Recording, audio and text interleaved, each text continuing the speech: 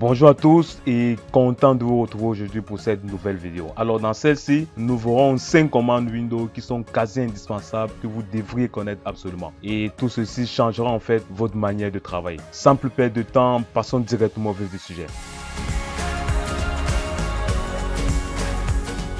Alors la première commande qui est quasi indispensable n'est ni plus ni moins que la commande GIP. En fait, celle-ci nous permet en fait d'avoir les informations sur les différentes cartes réseau qui sont présentes au sein de notre machine et de manière bien segmentée. Comme ici, nous avons les informations sur cette première carte réseau qui est naturellement une carte sans fil, notamment une carte Wi-Fi.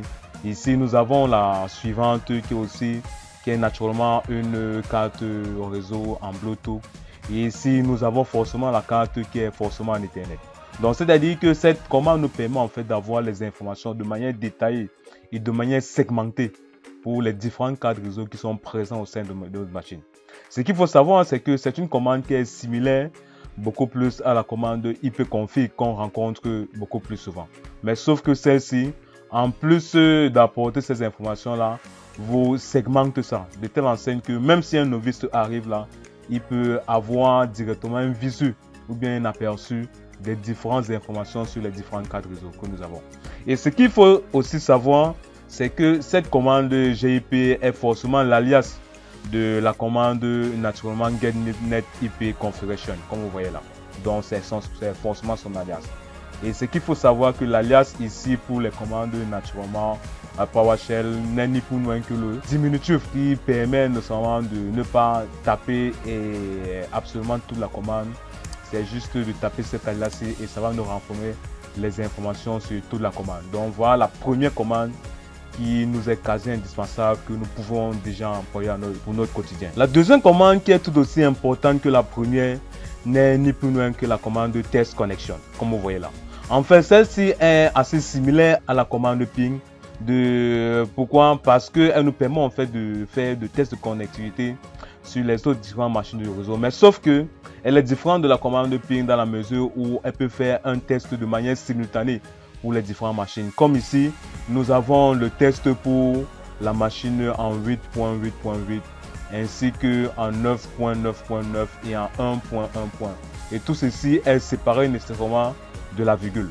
Donc c'est-à-dire qu'en fait cette commande-ci nous permettra en fait de faire un test simultané de continuité avec les différentes machines sur le réseau de manière simultanée.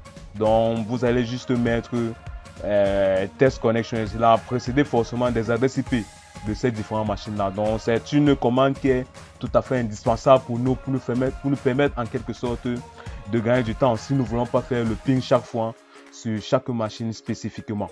Donc cette commande va nous permettre en quelque sorte de faire un ping de manière tester la continuité de manière simultanée sur les différentes machines qui font partie de notre réseau. Une commande tout aussi indispensable que les deux précédemment évoquées, c'est la commande SCP.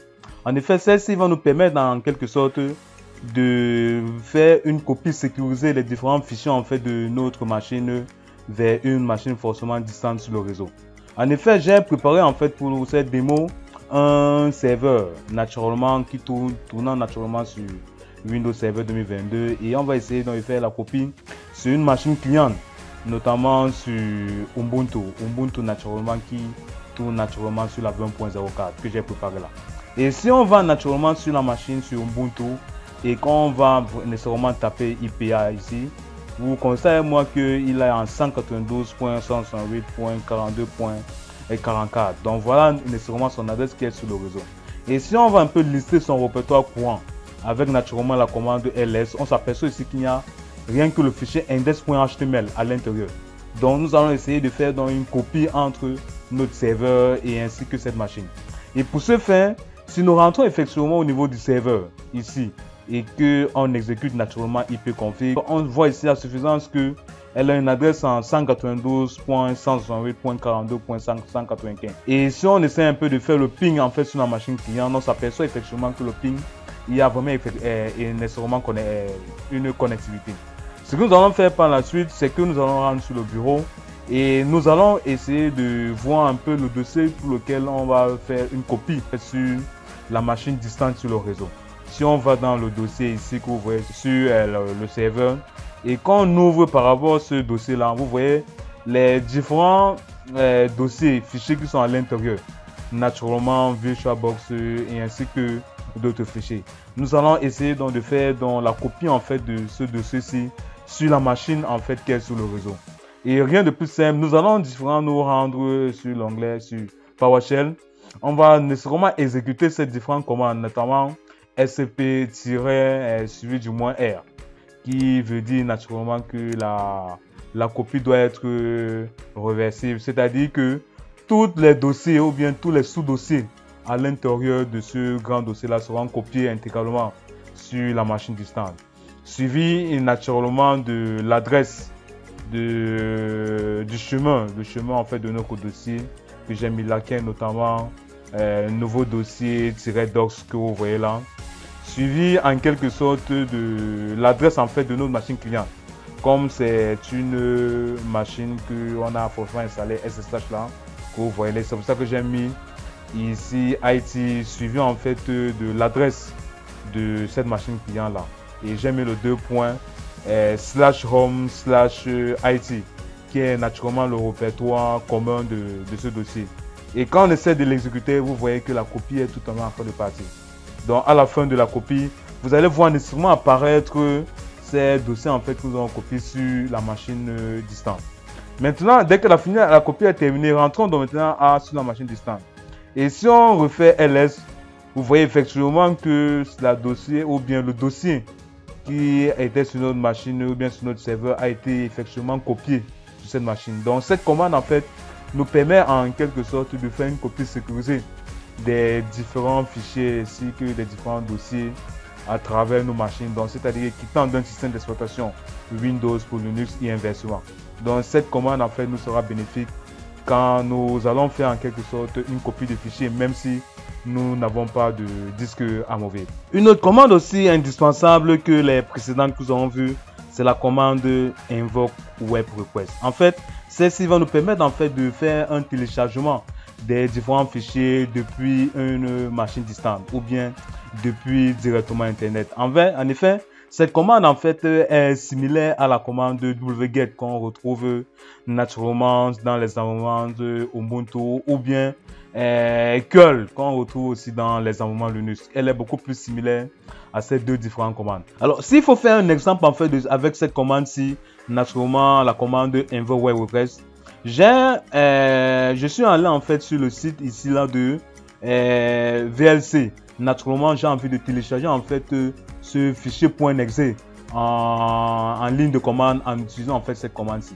Et pour le faire, rien de plus simple, on va forcément entrer dans vos invite PowerShell ici et on va saisir naturellement la commande invoke web request suivi du lien naturellement qu'on a pu avoir naturellement sur le site VLC qui va nous, ce lien en fait qui va conduire naturellement au fichier de téléchargement qui quand vous apercevez là c'est VLC-de 3.0.19.win32.exe parce qu'il est forcément annexé.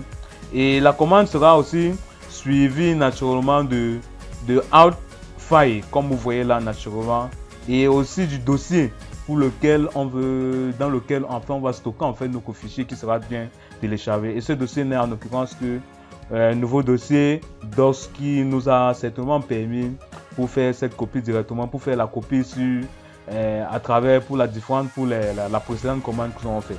Donc on va essayer donc de faire un téléchargement directement dans ce fichier là.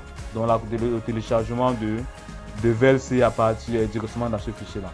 Et pour finir, on va donc essayer de mettre le chemin en fait de ce dossier là ici, suivi notamment du nom en fait qu'on veut donner à notre exécutable. Ce fichier peut être en .exe ou bien en .msc. Moi j'ai choisi .exe parce que au départ quand on regarde le chemin ici, il est naturellement en .exe.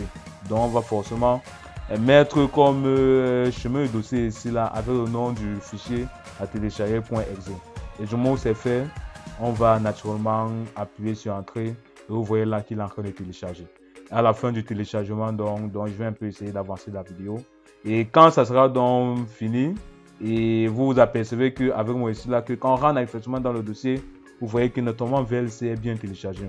Donc cette commande en fait va nous permettre en quelque sorte d'aller plus vite dans nos téléchargements si nous n'avons pas accès à une interface graphique. Donc c'est ce à quoi renvoie la commande invoke web request qui est notamment similaire à la commande wget ou curl qu'on rencontre beaucoup plus dans les environnements Linux. Enfin, la dernière commande qui est aussi quasi indispensable que nous verrons maintenant, c'est la commande shutdown. Cette commande en fait peut nous être bénéfique dans la mesure où on peut décider de programmer l'arrêt de notre machine après que le téléchargement en fait soit terminé. Et pour ce faire, on utilise la commande shutdown suivi du -s qui signifie naturellement stop et suivi en fait du temps en fait qu'on veut définir pour l'arrêt de notre machine. Ici, je peux mettre carrément 60 secondes parce que ici le temps est défini en secondes. Et si j'appuie naturellement sur entrée ici, vous voyez effectivement que ça va mettre vous allez être déconnecté dans 1 minute parce que les 1 minute là correspondent naturellement aux 60 secondes. Donc on aurait pu mettre 120 secondes que le système nous aura dit 2 minutes. En fait, cette commande-ci nous sera bénéfique quand on veut programmer en fait l'arrêt de notre machine. Donc voilà la dernière commande qui est tout à fait indispensable quand on veut parfois aller vite ou bien lors de notre ascension, on veut programmer parfois l'arrêt de notre machine quand nous ne sommes pas là.